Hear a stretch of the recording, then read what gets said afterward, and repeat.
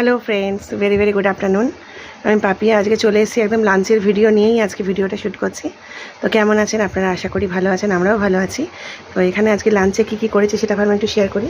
এই যে এখানে করেছি ভাত, একটু ডিম সেদ্ধ করে রেখেছি, মানে সকালে ব্রেকফাস্টের জন্য করেছিলাম কিন্তু খাওয়া হয়নি। আচ্ছা, এখানে করেছি লাল শাক ভাজা।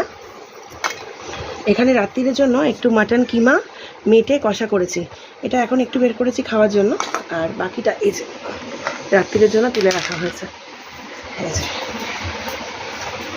আর এখানে করেছি চিকেনের ঝোল, চিকেন আলু দিয়ে ঝোল।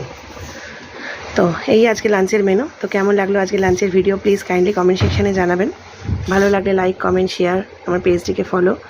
আর আপনারাও আজকে লাঞ্চে কে কী খাচ্ছেন সেটাও কাইন্ডলি কমেন্ট সেকশানে জানাবেন।